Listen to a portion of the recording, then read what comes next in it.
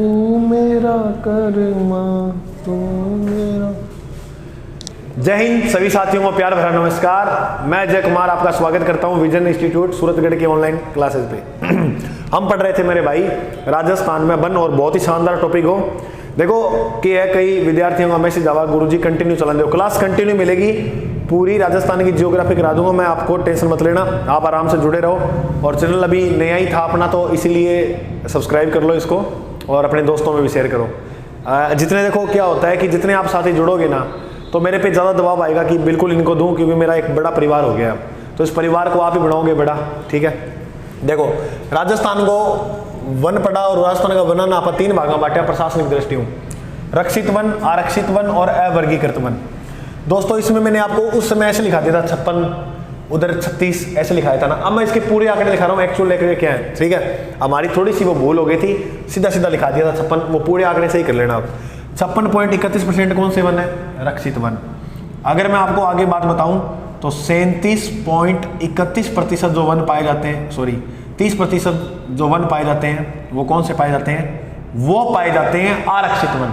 और उसके बाद अगर मैं आपको बात बताऊं अवर्गीकृत वनों की, तो 6 ये जो वन पाए जाते हैं वो 39% पाए जाते हैं। कितने मेरे भाई? 6.39%। इतनी बात समझ में आ गई। ये 56, ये 37.30 और ये 6.40, वहां जो थी त्रुटि वो उसको सही कर लेना यार। ओके गुरुजी। रक्षित वन राजस्थान में मैंने बताया था सर्वाधिक जो मिलते हैं वो देखने को मिलते हैं 12 के अंदर। उसके बाद अगर देखा जाए तो करौली में भी देखने को मिल जाएंगे। आरक्षित वन सर्वाधिक मैंने बताया था राजस्थान के कौन से जिले में? उदयपुर में देखने को मिलेंगे। और उदयपुर के बाद अगर हम गुरुजी देखें, देखो सबसे पहले उदयपुर ही लिखना याद। अगर दूसरा पूछेगा नहीं फिर भी पूछ ले तो चित्तौड़गढ़ को कर देना। अवर्गीकृत वन जो है सर्वाधिक राजस्थान के बीकानेर जिले में, और उसके बाद जो सर्वाधिक देखने को मिलेंगे वो गंगानगर में। ये थोड़े देख लेना, ठीक है दोस्तों। ओके गुरुजी। अब एक मैसेज और आया था विद्यार्थी का, गुरुजी आपने जो कल आंकड़ा लिखाया था कि राजस्थान में जो वन पाए जाते हैं, यो डाउट वाले में लिख लेता हूँ परसेंट, आप घबराना नहीं है। वो आपने लिखे थे लगभग 9.59%। बिल्कुल ये बात सही है मेरे भाई। मैंने जो आंकड़ा लिया था वो राजस्थान वन विभाग का लिया था। किसका लिया था? राजस्थान वन विभाग। राजस्थान वन विभाग के जो अनुसार है वो 9.59% ही है। लेकिन राजस्थान जो वन विभाग है हमारा, इसने आंकड़ा दिया ना 2019 की रिपोर्ट में, और ये राजस्थान की कौन सी रिपोर्ट थी? वन रिपोर्ट, 16वीं वन रिपोर्ट थी। कौन सी रिपोर्ट थी? 16वीं। इसके अंदर ये आंकड़ा दिया। इसमें घबराइएगा नहीं। इसमें जो राजस्थान के जिले बताए ना सर्वाधिक यहाँ पाए जाते हैं, वो कल वो इसके अनुसार बताए थे। लेकिन एक रिपोर्ट जारी करता है Indian state of forest report. ये जो है ना, इसके अनुसार बताया जाता है कि राजस्थान में 2019वीं रिपोर्ट के अनुसार 9.57% वन पाए जाते हैं। आपने गलत नहीं पढ़ा, बिल्कुल सही पढ़ा है, लेकिन आपने इसके अनुसार पढ़ा है भारतीय वन रिपोर्ट के अनुसार। भारतीय वन रिपोर्ट का प्रश्न आता है एग्जाम में भी, बिल्कुल सही किया आपने। 9.57% वन पाए जाते हैं। इसके बाद याद रखना राजस्थान में सर्वाधिक वन कहाँ मिलते हैं? उदयपुर जिले के अंदर। कहाँ मिलते हैं? उदयपुर के अंदर सर्वाधिक। ये रिपोर्ट ये वाली बात कहती है। न्यूनतम कहाँ मिलते हैं गुरुजी? न्यूनतम जो वन है वो राजस्थान के चूरू जिले के अंदर मिलते हैं। इसके अंदर भी यही लिखा है। तो उधर दूसरा जिला जो दे रखा है उन्होंने वो प्रतापगढ़ दे रखा है, ठीक है। लेकिन यहां प्रतापगढ़ नहीं है। उदयपुर के बाद जो दूसरा जिला है वो अलवर हो जाएगा। कौन सा हो जाएगा? अलवर। इसको याद रखना आप, ठीक है। ओके गुरुजी। और यहाँ चूरू के अंदर न्यूनतम वन पाए जाते हैं। अब प्रतिशत के आधार पे इसने, प्रतिशत के आधार पे जो वन सर्वाधिक दिए वो प्रतापगढ़ में दिए।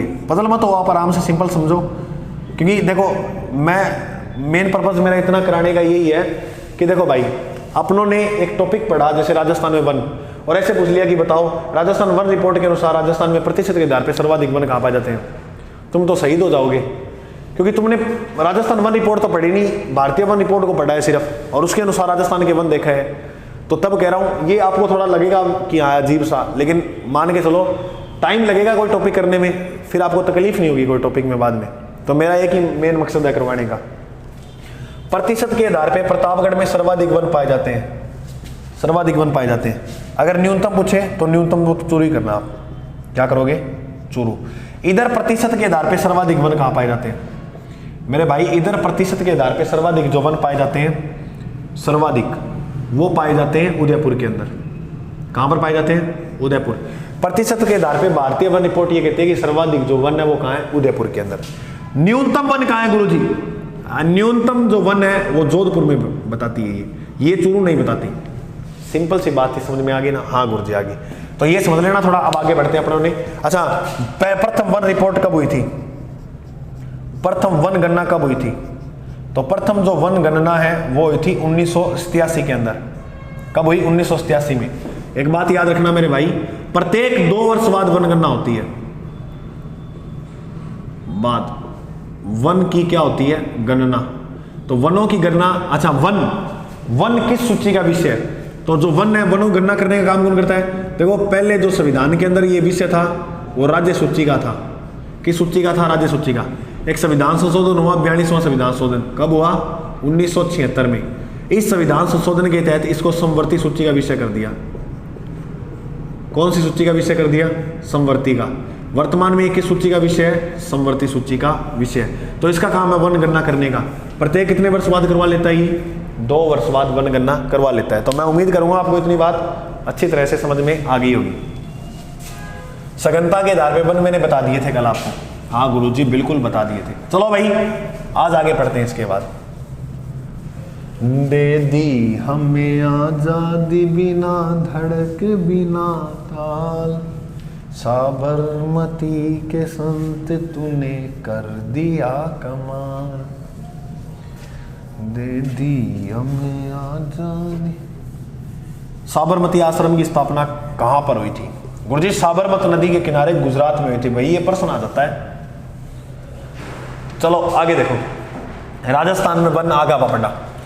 राजस्थान में वन मंडल कितना है, राजस्थान में वन मंडल मेरे भाई, राजस्थान में वर्तमान के अंदर 13 मंडल है। कितने मंडल है, 13 वन मंडल में सबसे बड़ा कौन सा है, तो बड़ा जो वन मंडल है वो जोधपुर वाला है। और गुरुजी अगर ये पूछे छोटा वन मंडल है सिरोही वाला। सिरोही वन मंडल राजस्थान का सबसे छोटा वन मंडल है, सिंपल सी बात है। और बी के बाद आप देखा आ गए, राजस्थान में वन मंडल तो देख लिए। राजस्थान में सर्वाधिक झाड़ी वन कहां देखने को मिलते हैं, झाड़ी पाड़ी जाए तो पाली में। न्यूनतम सर्वाधिक झाड़ी वन कहां है, तो वो हनुमानगढ़ के अंदर।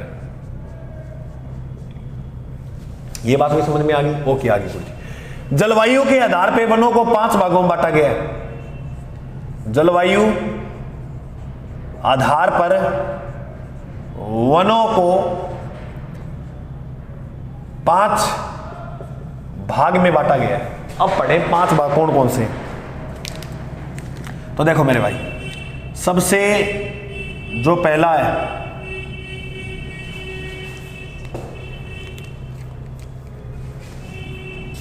वो है शुष्क कांटेदार मरुस्थलीय वन। पहला नाम क्या है रखोगे, शुष्क कांटेदार मरुस्थलीय वन। दूसरा गुरुजी मानसूनी पतझड़ वन, मानसूनी पतझड़ वन। 3 नंबर पे याद रखना मेरे भाई, मिश्रित पतझड़ वन। 4 नंबर पे याद रखना शुष्क सागवान वन। 5 नंबर पे याद रखना उपोष्ण कटिबंध सदाबहार वन।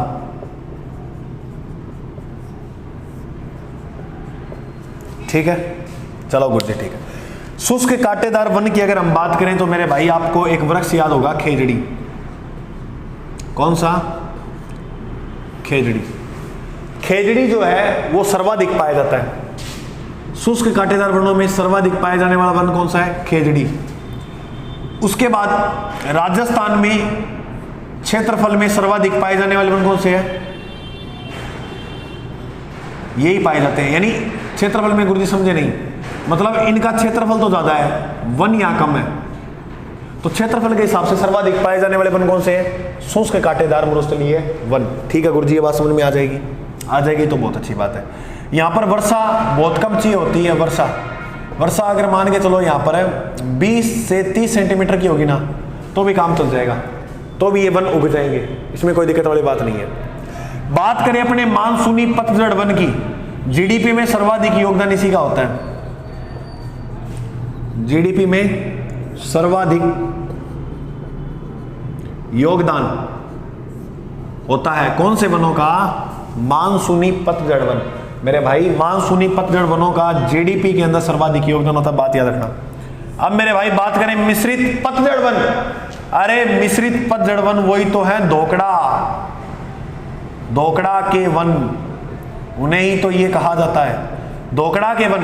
राजस्थान में सर्वाधिक सवाई माधोपुर के अंदर देखने को मिलते हैं भाई, सवाई माधोपुर के अंदर सर्वाधिक कौन से वन देखने को मिलते हैं? धोकड़ा जो वन है, और याद रखना मिश्रित पतझड़ वन है। अगर सीधा पूछा नहीं मिश्रित पतझड़ वन कहां देखने को मिलते हैं सर्वाधिक, तो वो तो आप करके आओगे सीधा कोटा। अगर पूछे धोकड़ा वन कहां मिलते हैं, तो करना सवाई माधोपुर। ठीक है मेरे भाई, मिश्रित पतझड़ वन धोकड़ा के वन ही होते हैं जो सवाई माधोपुर में, और राजस्थान के किस भाग में ज्यादा मिलते हैं? दक्षिणी। वनों का जो ज्यादा महत्व है वो दक्षिणी पूर्वी भाग के अंदर है, वन क्या है? अधिक। ठीक है, शुष्क सागवान वन की अगर बात करें तो ये देखने को मिलते हैं दक्षिणी राजस्थान में, दक्षिणी राजस्थान में जैसे तुम याद रखो बांसवाड़ा, तुम याद रखो डूंगरपुर, तुम याद रखो कोटा, तुम याद रखो झालावाड़, और तुम याद रखो बारा। तो इस बेल्ट के अंदर जो मिलते हैं वो कौन से मिलते हैं? शुष्क सागवान वन। उपोष्णीय कटिबंध मेन तो पर्सनीय है सदाबहार वन, राजस्थान में सबसे कम ही पाए जाते हैं। कम पाए जाने वाले वन कौन से हैं? सदाबहार वन। सदाबहार वन राजस्थान में सर्वाधिक माउंट आबू के अंदर पाए जाते हैं, माउंट आबू। और माउंट आबू मेरे दोस्त कहां पर है? माउंट आबू है सिरोही। तो सिरोही के अंदर सर्वाधिक जो वन पाए जाते हैं वो कौन से पाए जाते हैं? सदाबहार वन। बिल्कुल सिंपल सी बात है। एक सवाल आता है रूख बायला क्या है, ये इंपॉर्टेंट है, प्रश्न आ जाएगा यहां से। तो रूख बायला कहते हैं वृक्ष मित्र को, वृक्ष मित्र को क्या कहा जाता है? रूख बायला। अब बोलो इतनी बात समझ में आ गई? आ गई गुरुजी। अब ये तो था इसका सारा सामान्य परिचय था इसका। अब अपने जो आगे बात करेंगे नेक्स्ट लेवल पे वो करेंगे राजस्थान में जितने भी वन पाए जाते हैं ना, जैसे खेजड़ी, बेर, बबुल, आंवला, सारे वो पढ़ेंगे। सबसे इंपॉर्टेंट जो है वो एक ही है खेजड़ी, सबसे इंपॉर्टेंट। तो अब वो पढ़ते हैं, ठीक है, खेजड़ी वन। तो ये तुम्हें अच्छी तरह से समझ में आ गया होगा मेरे भाई।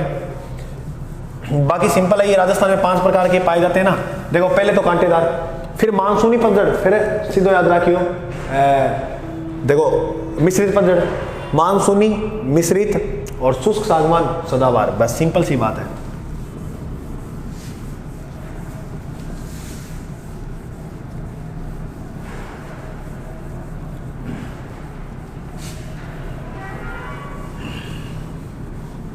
रूख बायला का मतलब होता है वृक्ष मित्र। क्या होता है? वृक्ष मित्र। एक बार और बोल दो, वृक्ष मित्र, वृक्ष मित्र, वृक्ष मित्र। समझ में आ गया? आगे बढ़े, बिल्कुल बढ़ो। अब जो मैं आपको पढ़ाने जा रहा हूं मेरे भाई, वो पढ़ाने जा रहा हूं खेजड़ी। कौन सा वृक्ष? खेजड़ी। काफी बार चर्चा में रहा है, प्रश्न भी आता है, सुना भी होगा। चलो अब बात करते हैं खेजड़ी से क्या क्या प्रश्न आ सकते हैं। देखो खेजड़ी की अगर हम बात करें, पहला प्रश्न तो ये है कि राजस्थान का राज्य वृक्ष कौन सा है?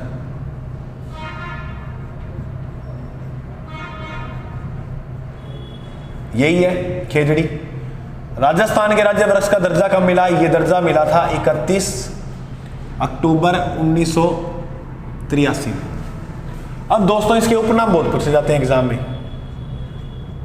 क्या पूछे जाते हैं? उपनाम। जैसे साई गाछ, बन्ना बनी, बन्नी थारो बनो दवानो रे गाड़ी फॉर्चूनर लायो, बन्ना बनी। बी का बात है, याद रखो, साई गाछ हो गयो, बन्ना बनी हो गयो। पे में जांटी, जांटी जो पंजाबी भाषा में कहते हैं, जांटी बोलो जिनते यानी जांटी पंजाबी भाषा में कह दिया। समी, थार का कलम वृक्ष। एक मिनट दोस्तों,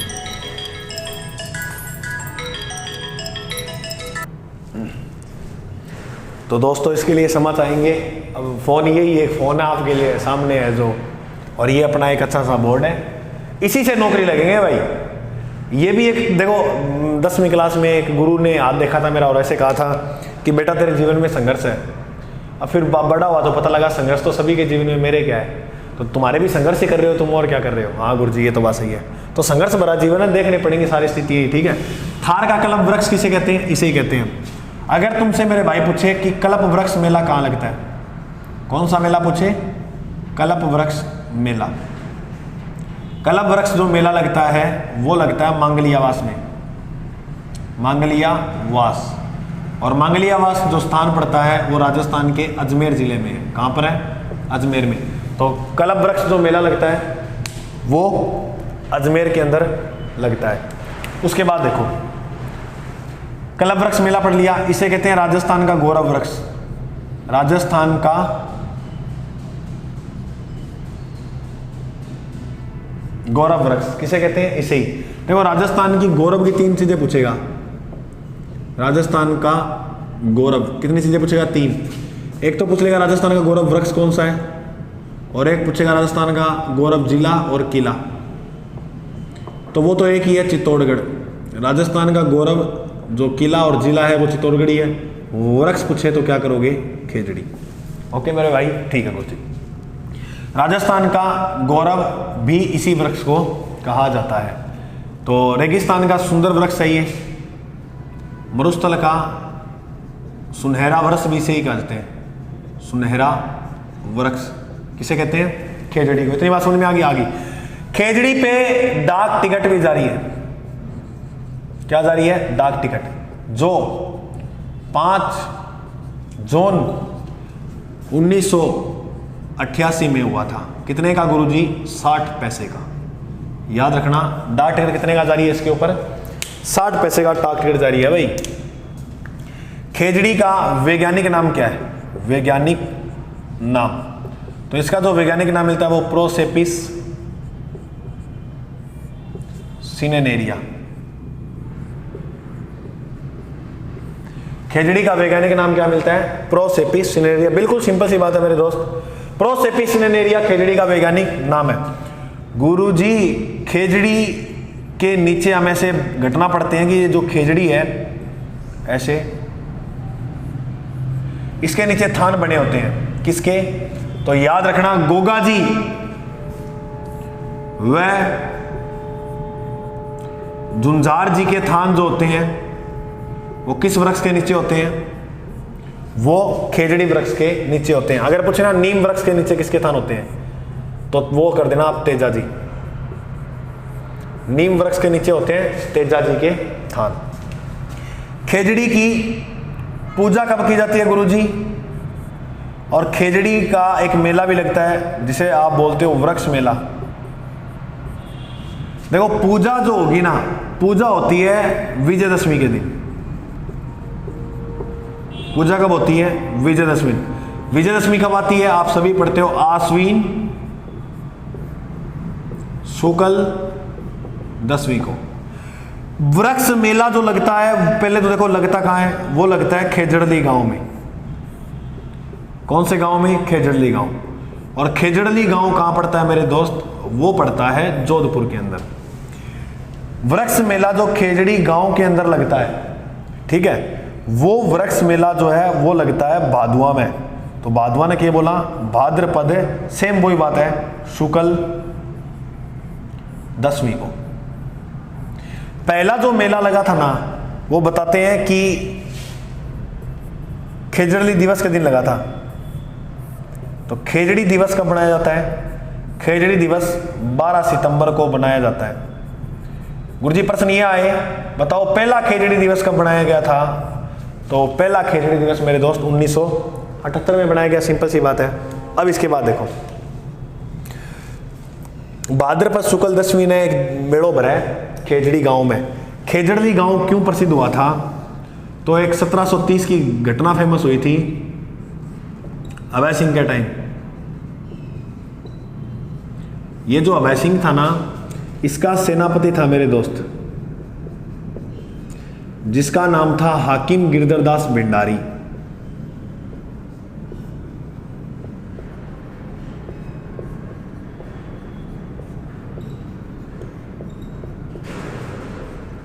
सेनापति का नाम क्या था? हाकिम गिरधरदास भंडारी।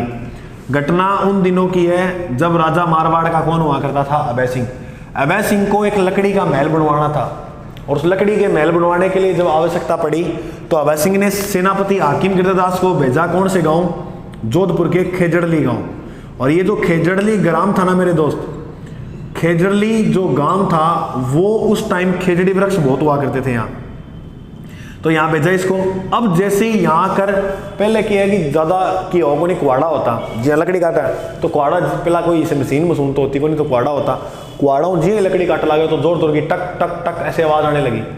आवाज़ आई तो अमृता देवी नामक एक महिला बाहर आई दौड़कर, और उसने देखा ये नरसंहार, तो उसके पैर कांपने लगे कि ये क्या कर रहे हैं। तो अमृता देवी ने आके उनको रोका, बहुत रोकने की कोशिश किया, वो नहीं रुके। तो अमृता देवी खुद जाकर पेड़ के चिपक गई। और इसी के साथ इनके पति, जिनका नाम है रामोजी बिश्नोई, रामोजी बिश्नोई, उन्होंने भी विरोध किया कि मैं पेड़ नहीं काटने दूंगा। अमृता देवी बिश्नोई थी, उधर रामोजी बिश्नोई। ऐसे करते करते पूरे गांव के लोगों ने विरोध करना शुरू कर दिया। बताए जाते हैं कुल 363 लोग थे, पूरे गांव ने विरोध कर दिया। तो हाकिम गिरधरदास ने पत्र पहुंचाया कि अभय सिंह को कि साहब यहाँ तो मान ही नहीं रहे, ये तो विरोध कर दिया, ये तो पेड़ ही नहीं काटने दे रहे।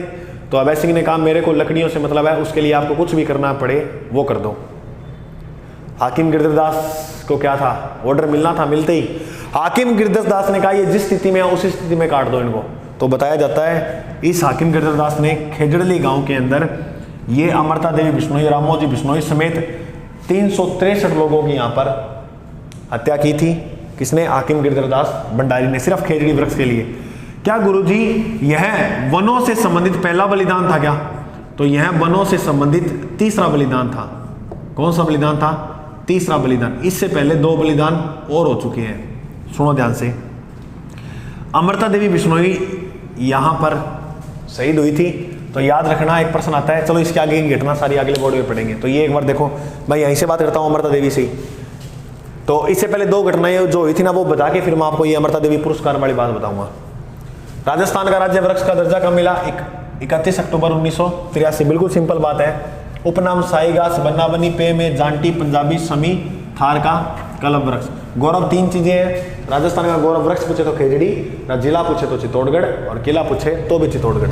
राजस्थान का गौरव वृक्ष यही है। मरुस्थल का सुनहरा वृक्ष भी इसे कहते हैं। डाक टिकट 5 जून 1988 में, और 5 जून को पर्यावरण दिवस भी बनाया जाता है। वैज्ञानिक जो नाम था